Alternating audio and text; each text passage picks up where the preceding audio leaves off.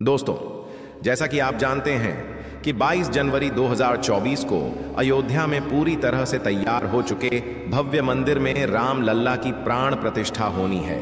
यूं कहे कि राम राज्य की स्थापना होनी है और इसकी तैयारियां भी जोरों शोरों से चल रही हैं। लेकिन प्राण प्रतिष्ठा से पहले कुछ ऐसी अजीबोगरीब, हैरान कर देने वाली घटना देखने को मिल रही है जिसे देखने के बाद हर कोई आश्चर्यचकित है। और इन चमत्कारिक घटनाओं को प्रभु श्री राम के नाम से जोड़कर देखा जा रहा है। तो क्या यह चमत्कार जानेंगे इस वीडियो में। दोस्तों, स्वागत है आपका हमारे इस चैनल पर। आगे चलने से पहले वीडियो को लाइक और चैनल को सब्सक्राइब जरूर कर दें। चलिए वीडियो में आगे चलते हैं। मर्यादा पुरुषोत्तम भगवान श्री राम का भव्य मंदिर अब बनकर तैयार हो चुका है और प्रभु श्री राम के बाल स्वरूप यानी राम लल्ला के प्राण प्रतिष्ठा का दिन नजदीक आता जा रहा है और सभी श्रद्धालु जन बेसब्री से 22 जनवरी का इंतजार कर रहे हैं, जब राम जन्म भूमि अयोध्या में प्रभु श्री राम की चयनित मूर्ति को स्थापित किया जाएगा। जी हां दोस्तों, आपको बता देते हैं कि राम लल्ला की 3 मूर्तियों में से एक का चयन कर लिया गया है, जिसको गर्भगृह में स्थापित किया जाएगा। इसी के साथ करोड़ों भक्तजन इस दिन को दिवाली समारोह की तरह मानते हुए अपने घरों में दीप प्रज्वलित करने को तैयार है। राम लल्ला की प्राण प्रतिष्ठा समारोह, जिसे राम राज्य की स्थापना कहा जा रहा है, 22 जनवरी 2024 को होने वाला है। देश के कोने कोने से उत्साह की लहर सुनाई पड़ रही है। ऐसा लग रहा है मानो पूरा भारतवर्ष राम भक्ति में डूबने को तैयार है। केवल देश ही नहीं बल्कि विदेशों के मीडिया हाउस भी प्राण प्रतिष्ठा समारोह को कवर करेंगे। दोस्तों, भगवान राम की मूर्ति स्थापना समारोह में कई सारे साधु संत, गणमान्य नेता, अधिकारी, जनप्रतिनिधि, जाने माने प्रसिद्ध लोग और लाखों करोड़ों भक्त लोग शामिल होंगे। लेकिन क्या हो जब भालुओं का झुंड, गिद्धों का झुंड मंदिर को देखने पहुंचे।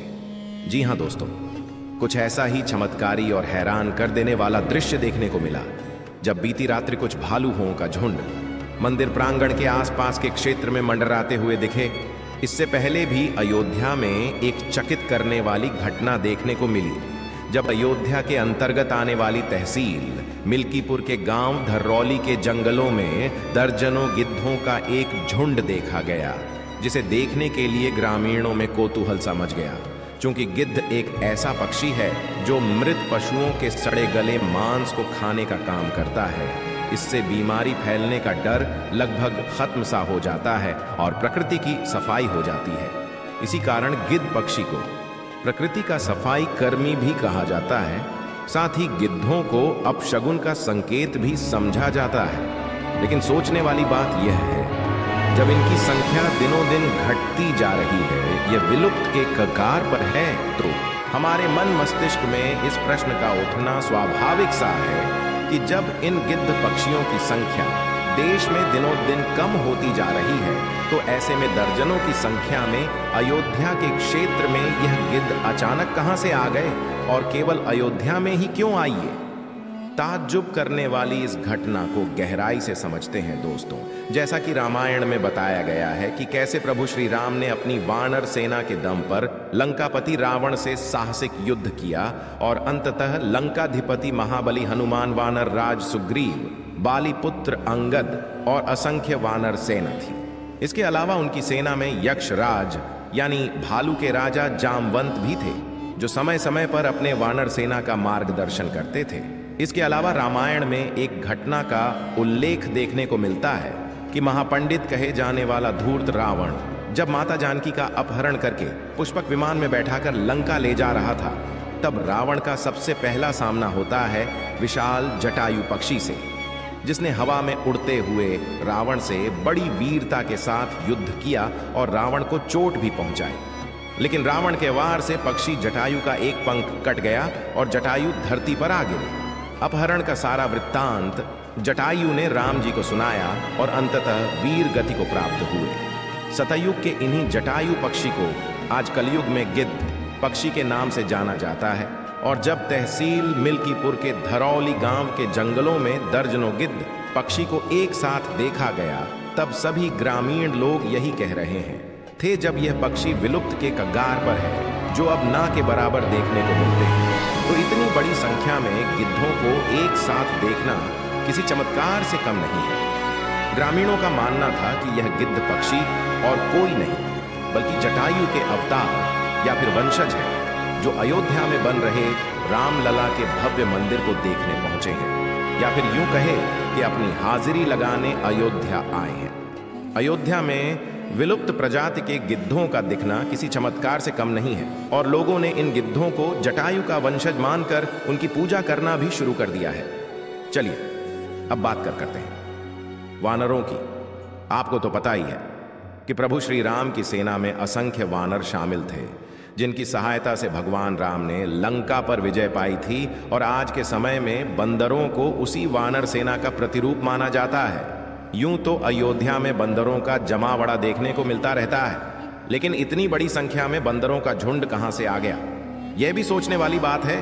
कुछ लोग ऐसा बता रहे हैं कि चित्रकूट से काफी सारे बंदर अयोध्या में आ रहे हैं। ऐसा लग रहा है मानो अयोध्या के भव्य और दिव्य राम मंदिर को देखने के लिए खुद वानर सेना चित्रकूट से पधार रही है, मानो राम लल्ला की प्राण प्रतिष्ठा में शामिल होना चाहते हो। आपको बता देते हैं कि चित्रकूट भगवान राम की कर्म भूमि मानी जाती है, जहां प्रभु श्री राम ने अपनी पत्नी माता सीता और भाई लक्ष्मण के साथ अपने 14 वर्ष के वनवास में से 11 वर्ष यहीं चित्रकूट में रहकर बिताए थे। ऐसे में चित्रकूट से वानरों का अयोध्या आना एक दिलचस्प घटना मालूम पड़ती है। दोस्तों, जब अयोध्या के आसपास दर्जनों गिद्ध और बंदरों को देखने के बाद भालू का झुंड दिख जाए तो यह किसी दैवीय चमत्कार से कम नहीं लगता है, क्योंकि भालू अक्सर जंगलों में पाए जाने वाले जंगली जानवर हैं और रिहायशी इलाकों में भालुओं का आना एक हैरान करने वाली घटना है। राम लल्ला के प्राण प्रतिष्ठा जैसे खास मौके से पहले भालुओं के झुंड को देखना बेशक सभी जनसाधारण को विस्मित कर रहा है।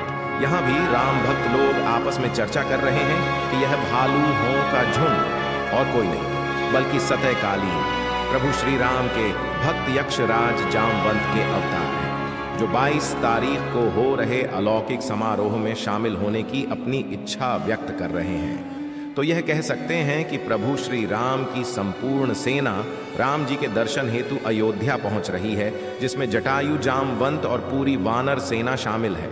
यूं तो हर कोई अयोध्या में भगवान राम के प्राण प्रतिष्ठा समारोह में जाने की मंशा रखते हैं, लेकिन जटायु पक्षी के समान दर्जनों गिद्धों का दिखना और जामवंत का अवतार कहे जाने वाले भालुओं के झुंड को देखना सच में जनमानस को अचंभे में डाल रहा है।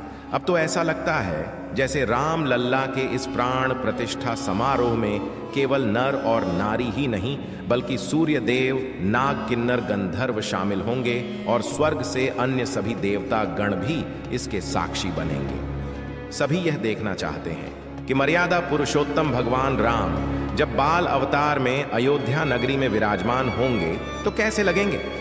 सभी राम लल्ला की भाव विभोर करने वाली सूरत को निहारने के लिए बेताब। तो दोस्तों, आपको क्या लगता है, क्या सच में गिद्धों और भालू का आना कोई दैवीय चमत्कार है क्या? सच में साक्षात जटायु और जामवंत प्रभु श्री राम की जन्मभूमि अयोध्या में मंदिर दर्शन के लिए पहुंच रहे हैं?